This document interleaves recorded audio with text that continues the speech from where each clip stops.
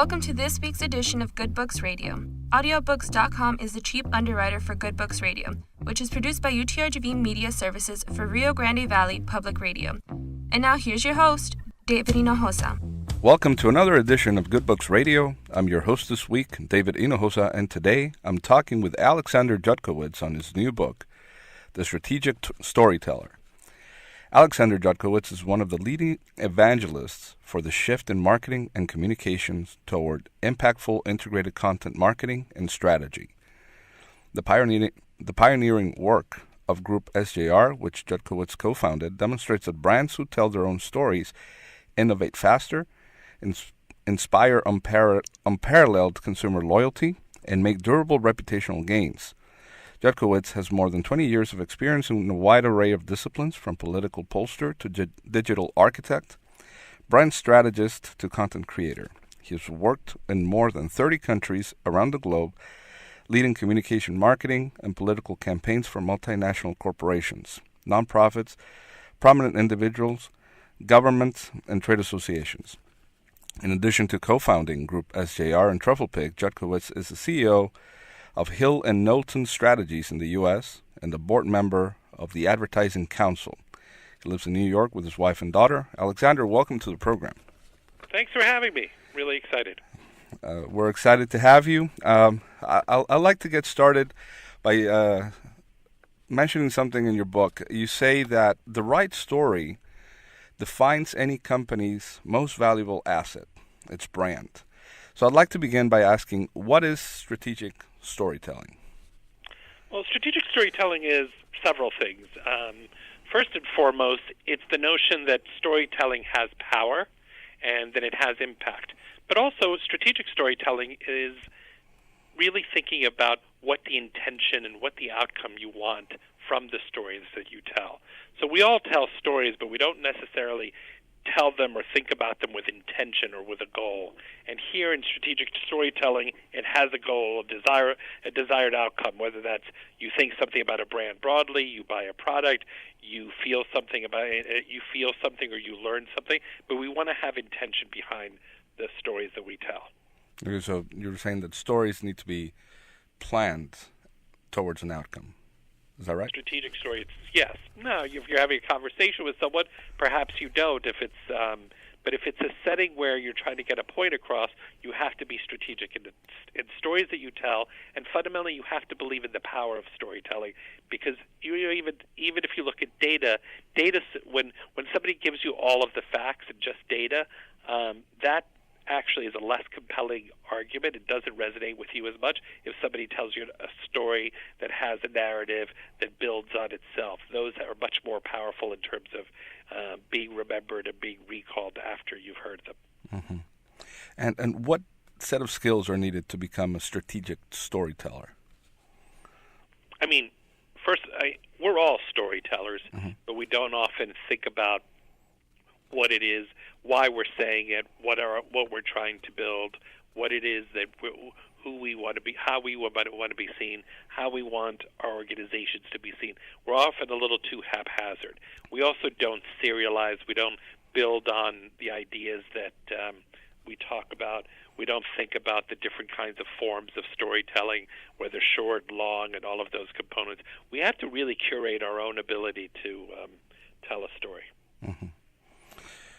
And you advocate for the avoidance of predictability when telling a story. Why is it important to always strive to, and I quote, catch the essence of wonder when storytelling? Well, there's three components that I talk about: wonder, wisdom, and delight. Mm-hmm. Wonder is the marvel or the spectacle. Wisdom is the knowledge, and delight is the fun. I think all great stories have all three of those components all at once. You don't want to just have wonder. You don't want to just have wisdom. You don't want to just have delight. The three legs of the stool are having all of these things working together. To me, that's the highest level of storytelling. Mm-hmm.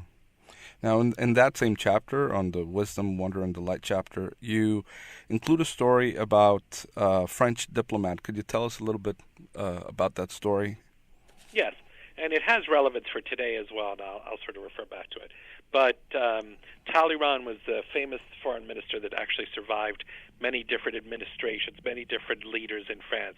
He was the foreign minister, and he was one of the main protagonists in the Congress of Vienna in the early 1800s in Vienna. And the Congress of Vienna, although it's called the Congress, never actually met as a Congress, as a legislative deliberative body. But the discussions that were had there, and namely the discussions that Talleyrand had, was that he hosted dinner parties. And what do we know amongst the many things that the French are great at? Cuisine. Mm-hmm. So what he did is he used the power of French food and French sauces to convene the different dignitaries from around Europe, mm-hmm. convince them of his point of view, of his ideas, entertain, delight them. And that's where he found the most powerful tool, storytelling around a dinner party that really brought out the essence of France. And in fact, he was smart enough to develop a dessert named after the foreign minister of Russia at the time, named Nesselrode. Now, we don't eat Nesselrode pudding anymore, but we do sort of understand this idea today. When you look at coverage of President Trump going to different countries, the Saudis talked about having a really lavish meal for him and putting a big poster of him up on the side of a building. In France, they've talked about how much he likes to be wined and dined. In other words, we look at Talleyrand and we think about this idea of putting together these lavish dinner parties as seeming excessive of a different era, but the truth is that these same lessons apply today. Mm-hmm. Now, could you tell us about, you talk about how if you don't tell your story, others will do it for you. Could you please elaborate a little bit on this? Well, we don't live in a vacuum, and nature abhors a vacuum. And the reality is that mostly in any kind of setting, if we're not putting our own narrative out there, then there's assumptions made. If we don't sort of explain who we are, what we are, how we're thinking about things, we're going to allow the world to sort of explain and define us. And the power of storytelling is to allow you to have control over your own narrative, your own story, your own sense of how yourself is represented in the world. Mm-hmm. You also mentioned that stories aren't effective because they force ideas, but rather because they awaken our vital needs of wisdom, wonder, and delight. Could you elaborate a little bit more on this, please? Yeah, I mean, it doesn't. Awakening, you have to. How do we tap into ourselves? We're not constantly examining ourselves. Mm-hmm. Stories allow us to tap into our experience and our ideas and represent them in a way that we communicate to others. So it is actually a rather organic process that just needs to be practiced and developed and scaled, if you will. Mm-hmm. Now, you also include the stories of President Barack Obama and FDR and Queen Elizabeth I as great storytellers. What can we learn from them as great storytellers? Well, I think first and foremost the power of imagery, meaning Queen Elizabeth donned armor to exhort her countrymen to defend England.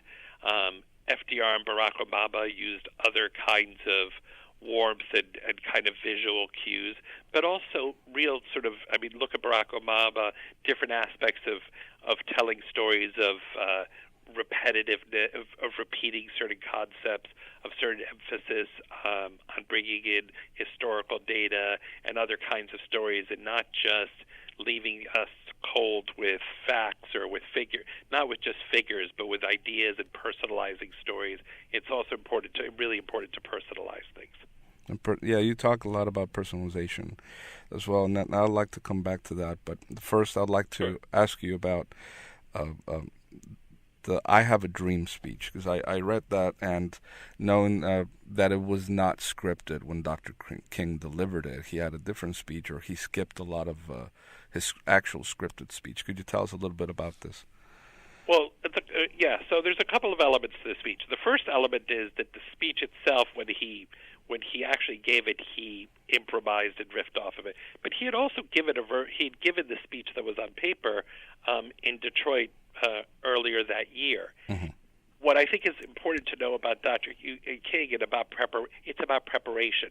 You can't improvise, and you can't be on the spot and skip paragraphs and skip aspects if you don't actually practice and you don't know the kind of source material that you're working from. Too often we want to be natural. So by being natural, we actually don't script ourselves. The only way to be natural is to script yourself, know the script, and then you're comfortable actually going off of the script. It's counterintuitive, but it does work that way. I'd like to now talk about asymmetrical thinking. Could you please tell us what this entails? Yeah, so I mean, we're all familiar with somebody thinking inside the box or outside of the box. Ultimately, it's about drawing a new box and creating a new box for yourselves. You hear about asymmetry a lot in warfare. Let's move it over to the way that we think. We can't deal with every challenge directly anymore with the direct information that we have. We have to pull in data and ideas and inspiration from other places. And if we're dealing with a challenge that's big, sometimes we go small. If we're dealing with a challenge that's small, sometimes we go big, meaning that we have to be conscious and mindful of not doing things always the same way in a predictable manner. You talk about the asymmetrical thinker as somebody who gets creative and resorts to unconventional approaches. Do you have an example of the result of asymmetric thinking? Well, I mean, I can give you an example, and I'll give you an example. I mean, again, I'll look at the presidential election. The most asymmetrical aspect of the presidential election is that Donald Trump walked away from traditional advertising and media to a large extent and doubled and tripled and quadrupled down on social. That's thinking asymmetrically. Whether you're on the right or the left, the reality is that he disintermediated the traditional media and was able to reach his base and gather enough support to win a presidential election. That's the first time that we had seen anybody do that. Okay. You also write that it's important to assemble the right team or talent, and we need to assess people on what they've. We tend to assess people on what they've done rather than what they can do. How does this apply to asymmetrical thinking? Because asymmetrical thinking is about the unexpected, and we need to assess people for how they. We have a great understanding of how everybody deals with a situation that they've already dealt with before.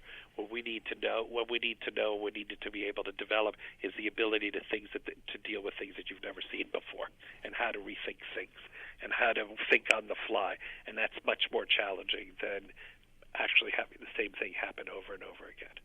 I remember reading that part of your book, and I found it very interesting how you sometimes when you assemble a team, you can get inspiration and different insights from, let's say, people who have never been in marketing before. You get engineers and you get people with English degrees and so on and so forth, and then move forth towards creatively solving a problem. So sorry, but what's your question?